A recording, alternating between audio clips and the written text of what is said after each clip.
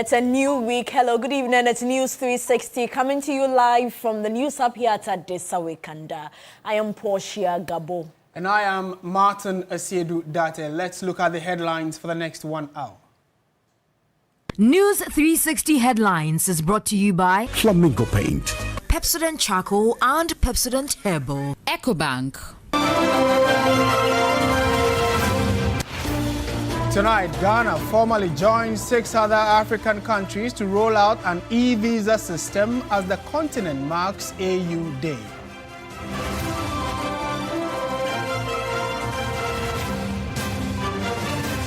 Meanwhile, the idea of a united Africa is threatened due to increased xenophobic attacks in South Africa, as first Ghanaians expected to be flown home on Tuesday.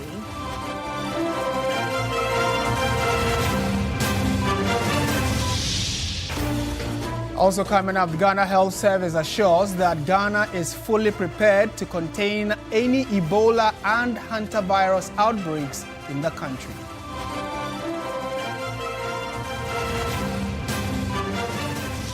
Later in business news, a finance and tax analyst urges market participants and the public to remain calm over recent fall of the cedi, indicating there is no need to panic.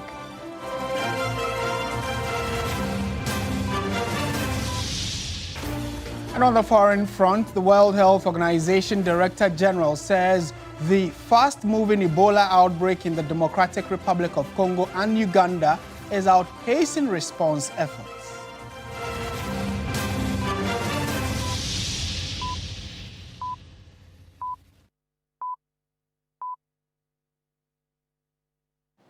We have details of all these stories and more, including business and sports, so let us know what you make of the stories we have for you tonight.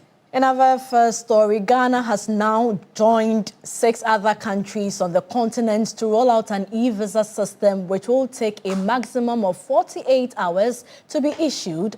This was revealed by President John Mahama, who used the occasion to reiterate his call that Ghana is open for business and called on other African countries to implement the AU Protocol on Free Movement of Africans as the continent marks 63 years since the formation of the Union. Long before the formation of the Organization of African Unity, OAU, in 1963, with the aim of promoting unity, Ghana had been advocating Pan-African ideals and championing integration through trade and economic independence for the continent. To further advance this cause, Ghana on Monday, May 25, launched a portal to facilitate the easy issuance of visas for African nationals and persons from around the world who wish to visit Ghana. President Mahama, who takes over the chairmanship of the African Union in 2027, says Ghana's launch of the e-visa system is to fast-track the borderless concept of a united Africa. The electronic visa system, or e-visa, will allow travelers from all around the world to apply for visas online. They would upload the supporting documents electronically and make their secure digital payments and receive travel authorization in their emails or on their phones. It is fitting that we launch this initiative on Africa Day, the 25th of May. On this day, we are not merely unveiling a digital visa platform. We are reaffirming Ghana's historic commitment to Pan-Africanism, African unity, and continental integration. Foreign Affairs Minister Samuel Okudzeto-Ablakwa dismissed assertions that rolling out a free visa policy for African passport holders and an e-visa system would compromise Ghana's national security. Databases that ensure that vetting and screening is enhanced. So for those who think that the new regime of openness means that we are going to undermine our security, you heard it from the Minister of the Interior. We have put in place the needed mechanisms to ensure that even as we open up our country, we do not undermine the security and the stability of our country. The e-visa application fee is $260 and will take 48 hours for a decision to be made.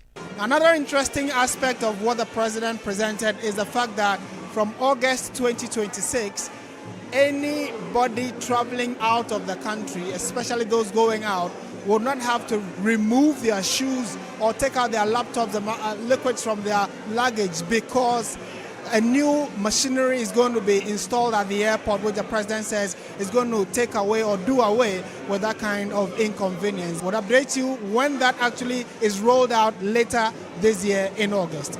Martin Esiedu-Date for TV3 News, Accra. And still on the same subject matter, the idea of one Africa has long been one of the continent's proudest promises. But recurring xenophobic attacks in South Africa are raising fresh concerns about whether the African Union is doing enough to protect the unity.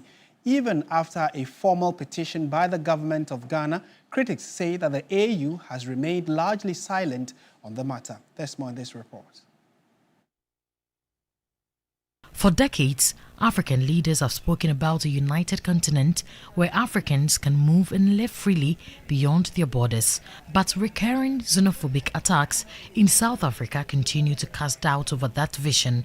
The violence against African nationals in South Africa has sparked growing calls for the African Union to take a firmer stance with the government of Ghana among countries that have formally petitioned the EU to act. Yet critics argue the continental body has still not responded strongly enough. International relations expert Professor Daniel Dramani Kiposunyezi believes the silence from the continental body risks weakening the very idea of African integration and free movement. I think that our continental body, African Union, has been very lenient to South Africans, and I expect that the continental body should have taken drastic measures against the South African authority. The very continental unity that our forefathers fought, including Nelson Mandela, who was also a visionary looking for the unity of the continent. I don't think Mandela will be happy to see that the country that he fought for their freedom, the man which African leaders supported, including Ghana, political liberation of South Africa, that country has now turned it back, torturing, molesting, attacking the very people who fought for their liberation. Sadly, they have overlooked the very regime that suppressed them with racial segregation, and they have turned to the vulnerable one, torturing them. For Africa Union Eminent Peace Ambassador Bishop Samuel Ben Owusu, his disappointment goes beyond the African Union itself. I'm not disappointed by the African Union. You know, I'm disappointed by the Africans, because the character we have is what we have carried into the AU. Our, actions will take time to come into the value of human lives. Sometimes we are waiting for something serious to happen to somebody before we say, oh, okay, there's an emergency. This thing started not today. It started small, and now we are getting there. If we are not careful, this will become an African problem. And you see, sometimes there are superpowers that are behind these kind of things that are happening. So I will encourage the African Union. We have put petitions. We have asked the African Union to talk about it and do something about it. And I think that there's going to be a change. As Africa marks another AU Day with renewed calls for unity and continental progress, many observers say the real test of African integration may not only lie in policies and speeches, but in how boldly the continent responds when Africans themselves come under attack in fellow African states. Because for many, the dream of one Africa cannot thrive where fear, division and silence still exist among Africans themselves. Safwa Boyne, TV3 News. And away from the African Union, the threat of Ebola may not be new to Ghana, but the question remains, how prepared is the country to the threat? Sarah Penkro has been assessing the country's preparedness at ports of entry and infectious disease centers with officials.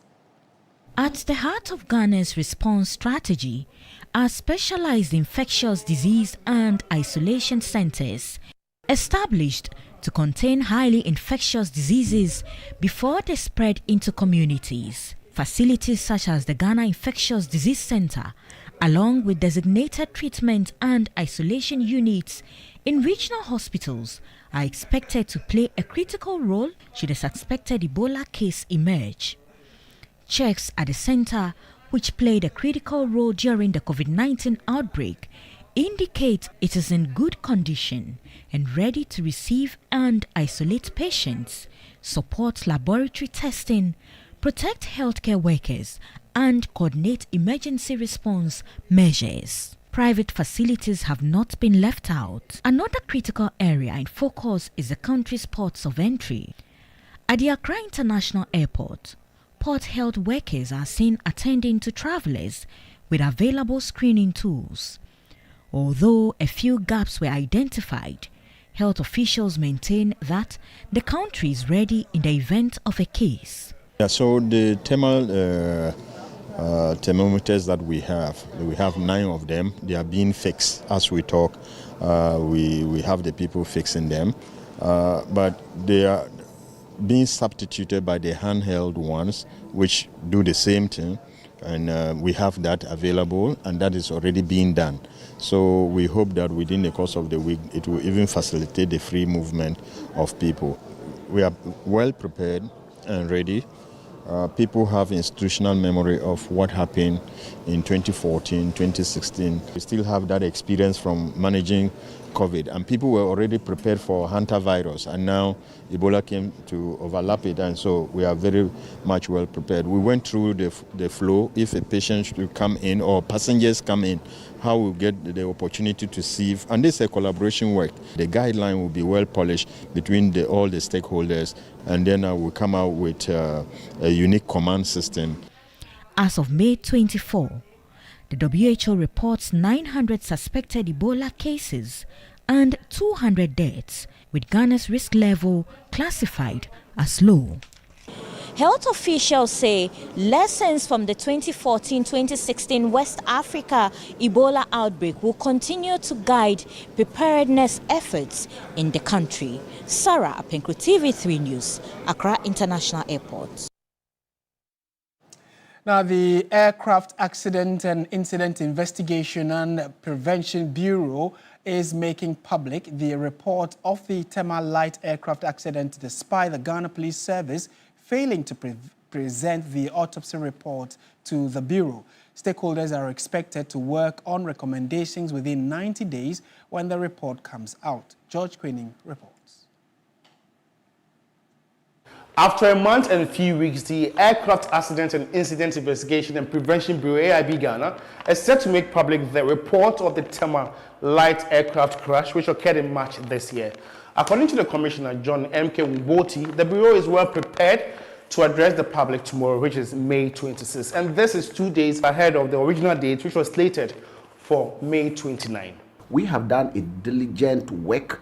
We have gone into all length to find out what really happened, and so tomorrow we're going to bring that out, the factual information that we get it, the analysis that we've done with the factual information.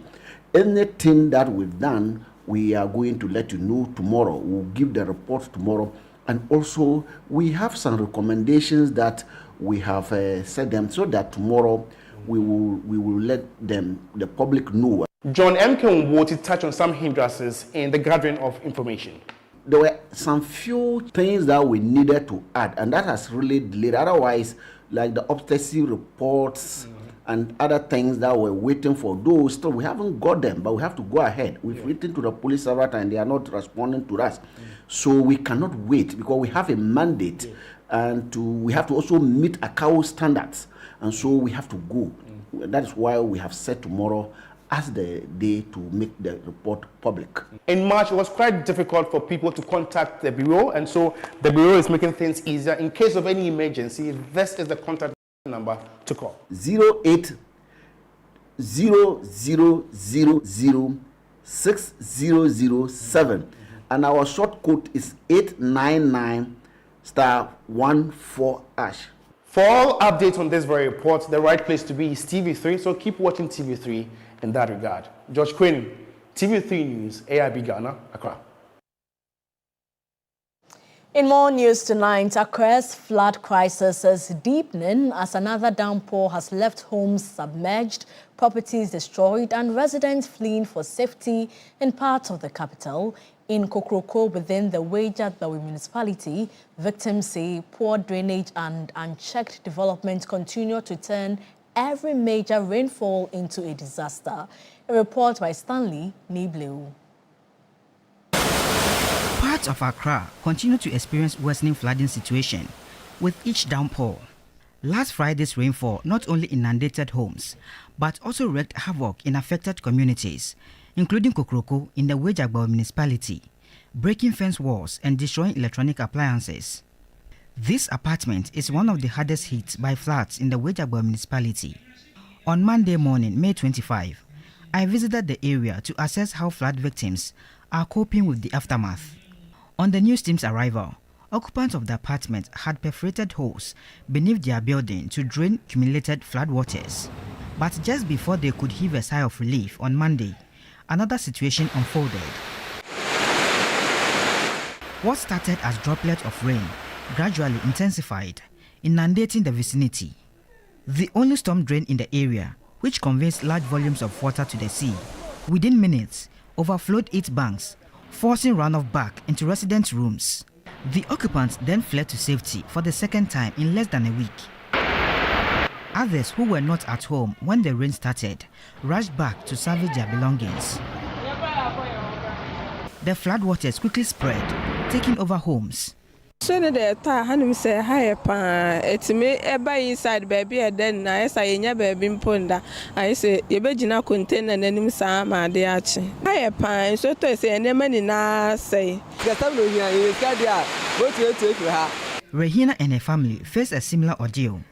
Na we mpo de asase Where kitwa and for and so na started and said and flooding within this community is not new. The first major flooding incident in the area occurred on June 3, 2015. Since then, subsequent downpours have continued to wreak havoc on surrounding communities.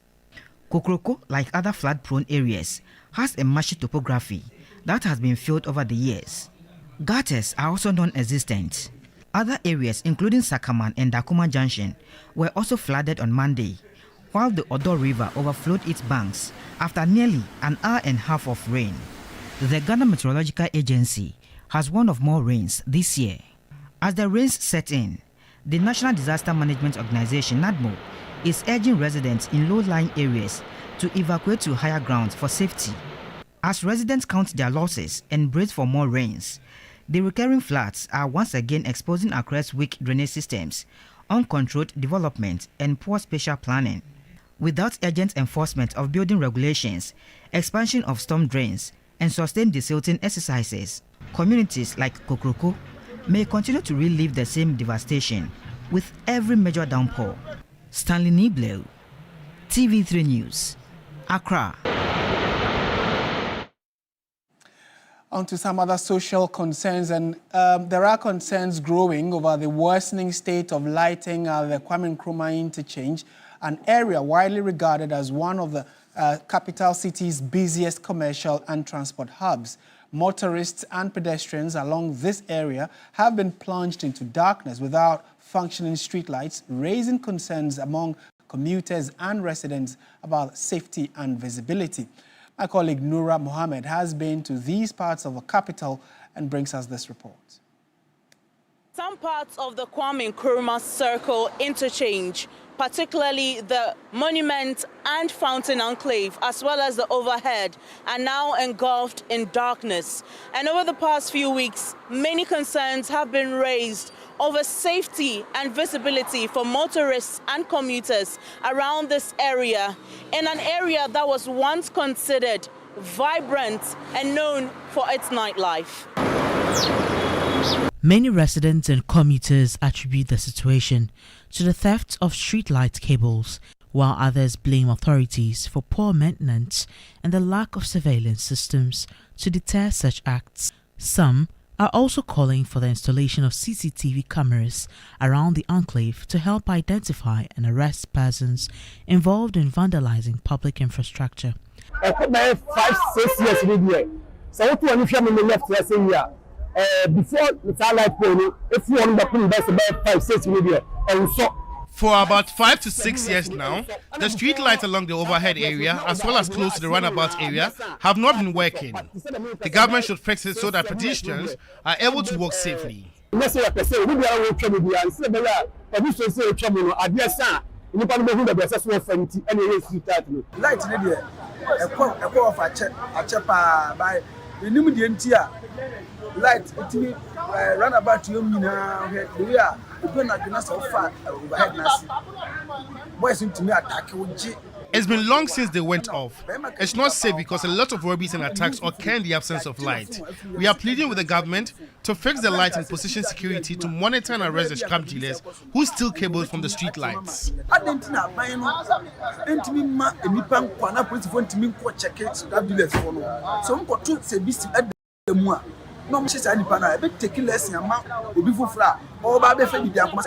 The fountain area, which houses the Kwame Nkrumah Monument, was once admired for its colorful illumination and lively nighttime atmosphere, attracting commuters, visitors, and tourists alike. Today, much of that glow has faded, with large sections of the area now left in darkness. For many, the situation reflects the growing challenge of maintaining public infrastructure in the capital, and if urgent action is not taken, this enclave will move from a vibrant and attractive hub to an accident-prone one. Nura Mohammed, TV3 News, Accra. Let's now go to the courts where lawyers of former National Signals Bureau have lamented about the frequency of objections raised by the state prosecutors in the ongoing trial of Kwabena Edubuahin and his wife. Lead counsel Samuel Atacha laments that several of the objections raised by the Deputy Attorney General are needless and serve to delay the trial. Lord Idwasari reports. Mildred Donko, the second prosecution witness, continued giving evidence on Monday, May 25, when the case was called. During cross-examination by defense lawyer Samuel Atacha, the former director of Advantage Solutions, now prosecution witness, admitted in court that bank statements indicated cash transfers were made to former National Signals Bureau director Kwabena Edubuahin. Reading from bank statements showing transfers on 9th July and 3rd December 2018, the witness noted that sums of 1.7 million and 402,000 cedis were sent to Edubuahin's account. Lawyers for Edubuahin sought to establish that the accounts of the former National Signals Bureau director were active long before he was accused of setting up the accounts to steal and launder money. Atacha then tendered email documents showing bank transfers of 1.65 million cedis and 400,000 cedis from Edubuahin's account into a Fidelity Bank account. However, this was rejected after Deputy Attorney General Dr. Justice Remsai raised an objection arguing that it was irrelevant to the timelines of the offences the National Signals Bureau director has been charged with. The court had earlier admitted into evidence email documents showing bank transfers of 1.7 million cedis and 402,000 cedis to accounts of Kwabena Edubuahin. The prosecution witness subsequently told the court that Edubuahin's BNC Communications Bureau Limited was closed in March 2023. Reacting after proceedings on Monday, defense lawyer Samuel Atacha expressed dissatisfaction at the rates at which the prosecution raised objections during cross-examination. Attorney General should tone down the objection, which are needless anyway, to be able to make a lot of progress. We are appealing them. Yes, if you say that this is the document in which the 49.1 million was transferred into, but the judge said, I don't want to see the document. How can you say this is a very serious, ruling? We are going to appeal because the 49.1 million was not put in a pot under somebody's bed. Kwabena Edubuahin and his wife have been charged with multiple charges, including stealing, causing financial loss to the state, and money laundering in relation to a 49.1 million cedis cyber security defense software contract for the national security. The case has been adjourned to Tuesday, May 26. Lord Idwasari, TV3 News, Accra. Now, climate experts warn that without urgent action, Ghana could face worsening impacts of flooding and extreme heat already affecting communities nationwide. At the Climate Change and Health Education Professional Development Workshop, experts expressed concern over the government's failure to allocate part of its $12 million climate budget for training teachers to effectively teach climate change. Climate change in Ghana is a pressing crisis, threatening food security, health, and livelihoods. Several communities along Ghana's coast continue to feel the impact of rising sea levels. Despite ambitious national strategies, critical gaps remain. Ghana requires an estimated $22.6 billion to meet its climate goals. Associate Professor Samuel Cornelius Yakun of Indiana University, Ghana, emphasized the need to integrate climate change studies into the basic education syllabus.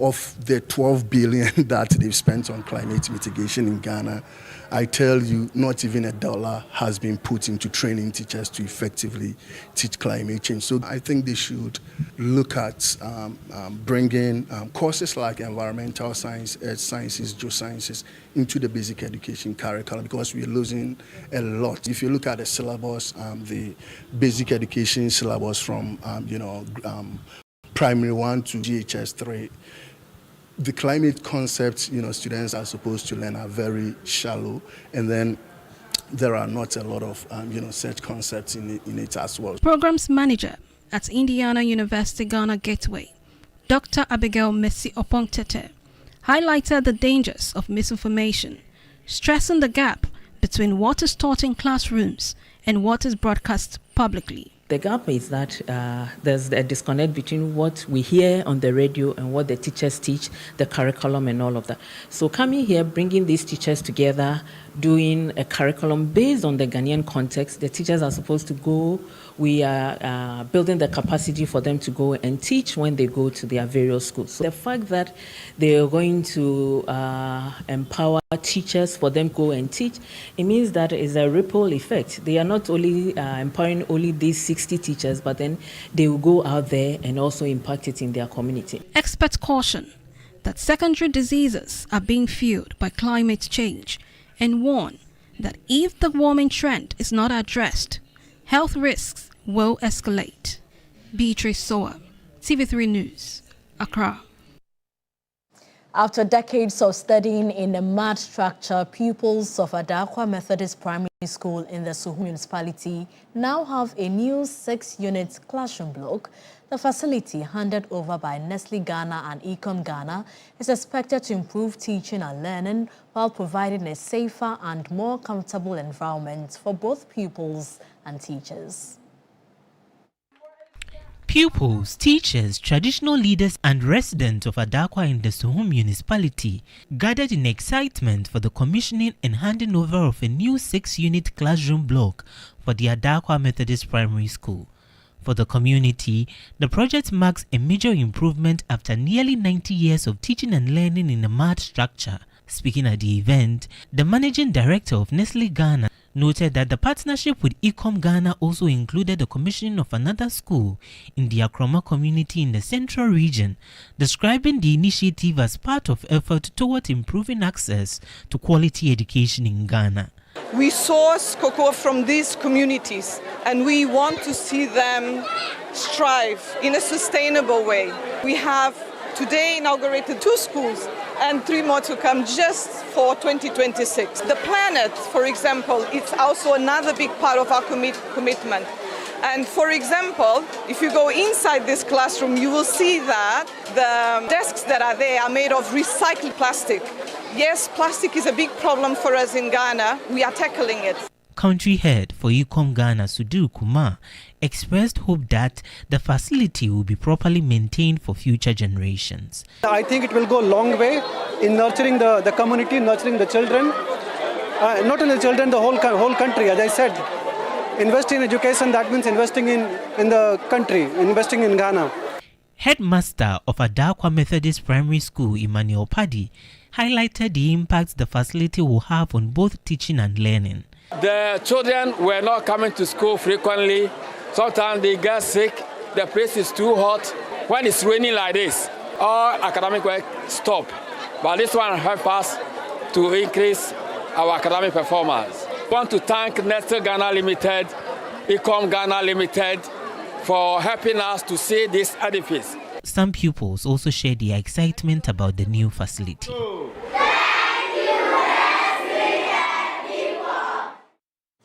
You're still watching News 360 on TV3. We have business, sports, and entertainment right after this. Stay with us.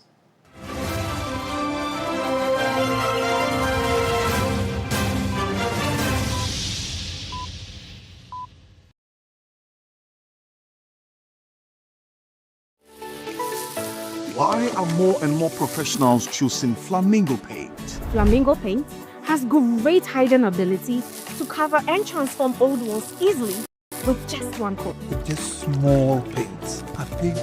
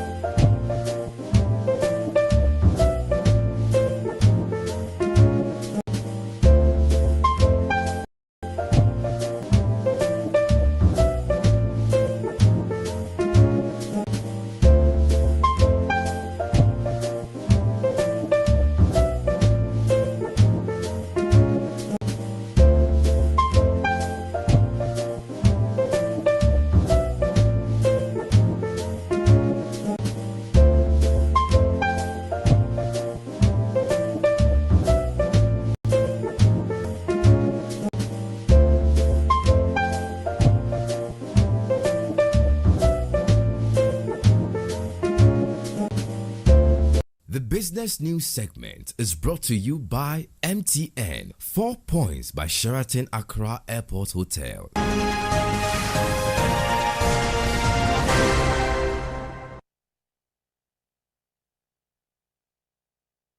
Hello there, good evening and welcome to the business segment here on News 360. I am Michael Obodu.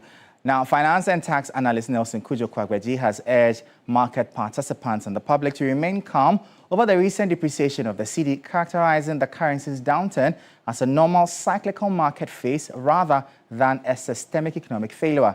The cedi has emerged as the weakest performing currency in sub-Saharan Africa across April and May, losing over 10% of its value against the dollar since the beginning of 2026.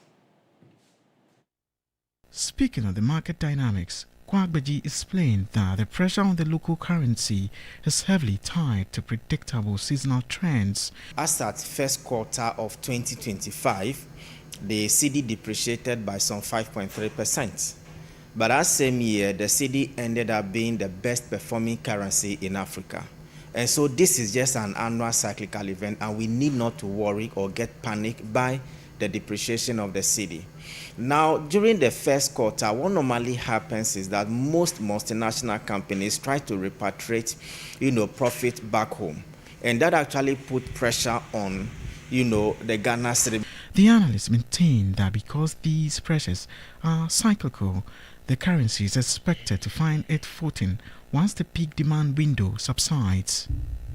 The IMF criticized the Bank of Ghana for intervening too much in the market. And so what we have seen this time around is that the Bank of Ghana is actually cautious and prudent regarding their intervention approach, within the FX market.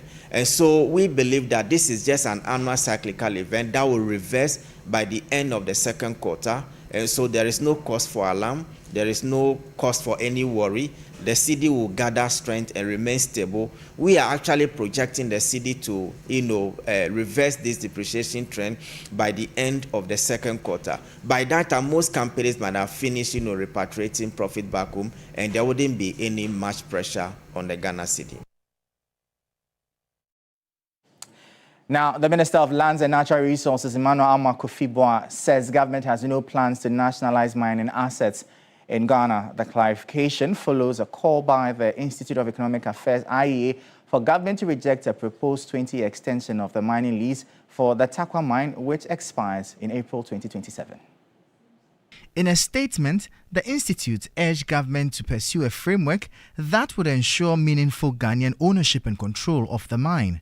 The Ghana Chamber of Mines has, however, opposed the proposal, warning it could undermine investor confidence and make Ghana less attractive to foreign investment. Speaking at a breakfast meeting organized by the Chamber, the sector minister stressed that Ghana remains open to investors who can bring value to the economy. The government of Ghana has not fashioned out a blanket policy of nationalizing anything, but we deal with issues on case-by-case basis. Our goal is to make sure that we empower Ghanaians in the industry. We help build Ghanaian capacity. Our goal is to partner with investors who come to Ghana with the understanding that they are going to have a good return on their investment. They will also leave behind expertise and help add value to our industry and make sure that the resource owners are empowered by the time they leave here. Chief Executive Officer of the Ghana Chamber of Mines, Kenneth Ashigbe, said the minister's comments were in line with the position of the chamber.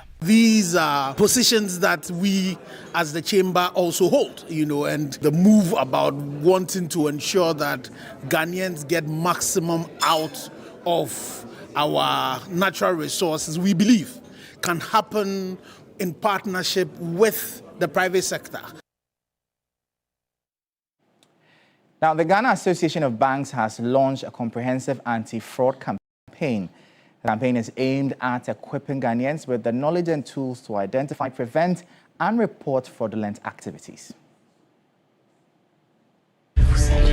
I was this close to moving everything to the account number they gave me. Hey. Ghana's digital landscape has grown exponentially, creating modern and efficient forms of digital transactions for millions. But with growth comes challenges with fraudulent schemes. This threatens not just individuals, but the digital financial system of Ghana. Kwamina Asumenin is president of Ghana Association of Banks and chief executive for Stanbic Bank Ghana Limited. The fraud comes in two parts. The first part is fraud that is committed by outsiders, third parties, against our customers and against the banks themselves. And then the second is fraud that is perpetrated with the support or connivance of employees, bank employees. Both have seen a spike over the last few years to the point where we feel that the very essence of banking, which is built on trust, is being attacked by these fraudsters. The association is championing the anti-fraud awareness campaign over the next 6-month period. The initiative, with the tagline "Shine Your Eye," aims at reducing fraud incidents, drive behavioral change, and empower victims. The launch we've had here is the beginning of a new era where banks are confronting the scourge of fraud. All our activities are done with the underlying principle that the institutions that we all represent are safe, they are reliable. And fraud is an attack on that trust. And once that trust erodes, it's just so hard to restore it. The Ghana Association of Banks, representing 24 member institutions, is leading a unified effort to protect consumers from fraud. And that'll be all for the business segment here on News 360. I am Michael Obodu. We'll bring you updates now from the currency and the commodities market.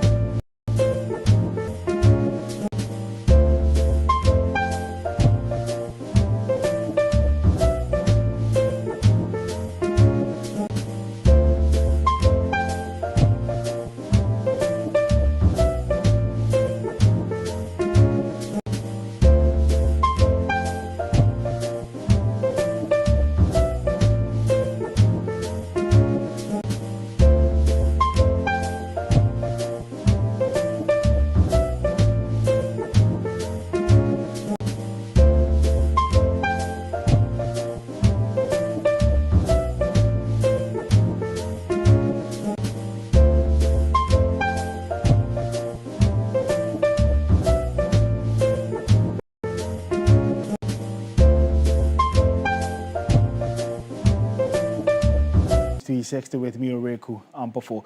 We start off with the Ghana Premier League, which has come to its conclusion after 34 game weeks. We've seen the curtain being drawn on the 2025-2026 season. Now, Three Sports' Mutala Yakubu, who has been on the grounds for the entirety of the season, brings us this wrap. Weeks of excitement in the Ghana Premier League all comes to an end. The 2025-2026 season has ended here at the Accra Sports Stadium, where the Heart of Folk bowing out on the high with a 4-2 victory over champions Mediema. Mediema won the league last weekend when they beat Heart of Lions, and Gold Stars actually lost to Dreams FC. For the title was already wrapped up before this game, but for Heart of Folk, it was important for them to solidify their position in the top four, and they did just that by beating Mediema by 4-2. But elsewhere, shocker. Swedro All Blacks, who were in danger of being relegated, went all the way to Kumasi to beat Asante Kotoko by 2-1, with Samba Onel, Asante Kotoko captain, missing a penalty in the process. This means that despite the fact that Nations FC also won in Karela, Nations FC have been relegated and Swedro All Blacks have survived. There was history elsewhere with Atakumi, Gold Star striker, becoming the first ever Ghana Premier League player to score 6 goals in a single game. So the top four, this is how it looked. Mediema on top of form and on top seed with 1, then Gold Stars finished 2nd, then we had Heart of Folk finishing 3rd, and Dreams FC finishing 4th. You're wondering where Asante Kotoko finished. They finished 8th on the league table. Season has ended, and we'll be looking forward to the 2026-2027 season. To some more stories where former Ghana captain Asamoah Gyan has called on Ghanaians to rally behind new Black Stars coach Carlos Queiroz as the national team prepares for the 2026 FIFA World Cup. Speaking in an interview with 3 Sports, Gyan urged supporters to stand firmly behind the coach and the players during this important period. Now, things seems to not be going in our way. And as an experienced person, when you are home and you feel like your security is not good, you have to fix your security first to make sure people don't enter first before you can think about the other things. So I think we should be more defensively sound in our game before we think about other things. You know, if we don't fix our defense, opponent can penetrate easily, because it looks like now we are conceding in every game. Yeah. So if we are able to be more defensive sound, like what the Moroccans did in Qatar, yeah, and what we did in 2010, yeah, I think it's something that will help. You know, I'm a technical man outside, but I'm not a coach. You know, but that's my advice. We should be more defensive sound, not to concede before we can think about the other things. Well, that was Asamoah Gyan speaking there. We'll be releasing more snippets ahead of the full interview, which will be aired later this week on 3 Sports. My name is Oreku Ampofo, and that's how we wrap up the sports segment here on News 360.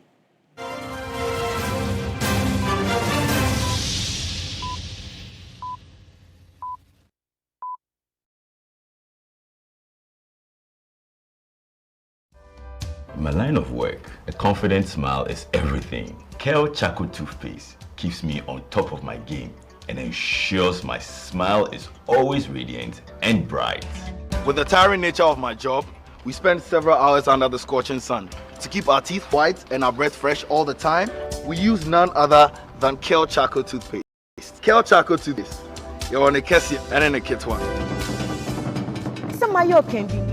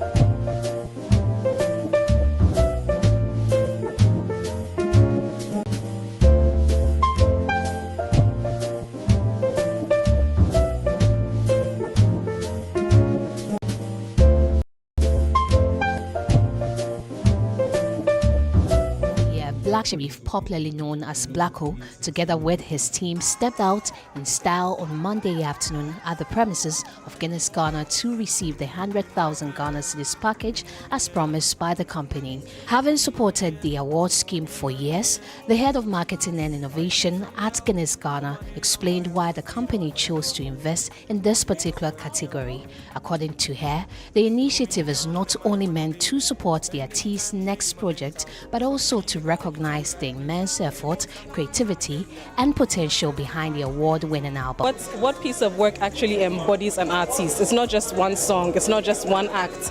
An Artist of the Year, yes, is big on its own, but the album really speaks the work that the person has put in over the years. Album of the Year for us was very important because we realized that it's a batch of ingredients. It's a lot of things coming together to make one classic piece of work, just like our brands, just like the ingredients that come together to make a bold black Guinness.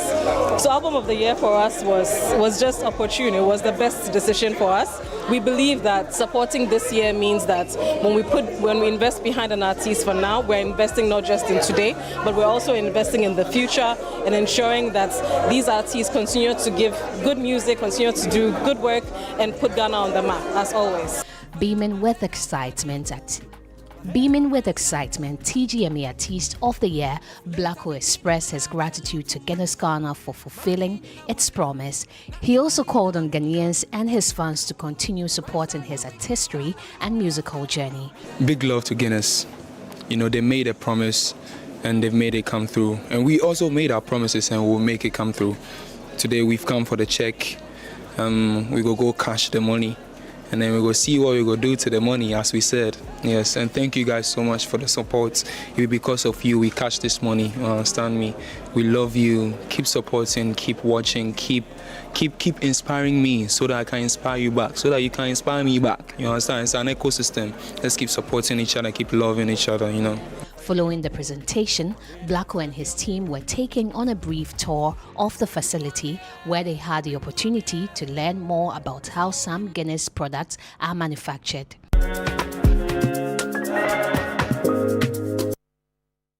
Congratulations one more time going out to Black Sharif. Now to some more stories. A second-year student of the University of Ghana, Amwating Grace, has been crowned the champion of the 2026 quiz on Korea in Ghana. Now speaking after her victory, Grace expressed excitement about the opportunity to represent Ghana at the global finals in Korea later this year. That matches the following Korean initial consonants to. The competition, which brought together young Korean language enthusiasts from across the country, was held on Saturday, May 23 at the University of Ghana campus. Contestants competed in several rounds of Korean language and culture quizzes, testing their knowledge of Korean history, pop culture, including K-pop and K-drama, society and language. The word pear can mean stomach, ship, and pear, all with the same pronunciation in Korean. In the end, 21-year-old Amwating Grace, a second-year student of the University of Ghana, emerged winner of the competition. Speaking after her victory, Grace said she is thrilled about the chance to represent Ghana on the international stage in Korea later this year. According to her, her interest in Korean language began during the COVID-19 lockdown in Ghana when she started watching Korean movies, anime and K-pop content. During the quarantine, I started learning the Korean characters alphabet because I was interested in watching the drama without having to read subtitles. So that was what gained my interest, and also I got introduced to the K-pop too. Grace also shared some of the challenges she faced at the beginning of her language learning journey. Despite criticism from some people around her, she remained determined and focused on her dream of one day working with the Embassy of the Republic of Korea in Ghana or a Korean organization. She noted that Korea's growing presence in Ghana, as well as development initiatives such as Koikak programs, inspired her decision to continue studying the language. And I would like to either work in the embassy or work with a Korean organization. That's why I'm learning the language. Taking the position as the winner, I think I would have to put a lot of preparation and hard work towards it so that I'll be able to. Well, that's it for the entertainment news segment here on News 360. My name is Noella Donko. On the international front, the head of the World Health Organization said on Monday that the fast-moving Ebola outbreak in DR Congo and Uganda was outpacing response efforts, given the latest number of suspected deaths at 220. Addressing an online meeting of the African Union about the outbreak, WHO Director General said a delay in detecting Ebola cases meant responders were now playing catching up, and the epidemic was likely to get worse before it gets better. Thank you so much for watching News 360. My name is Martin Esiedu Date. And I am Portia Gabo. Good evening.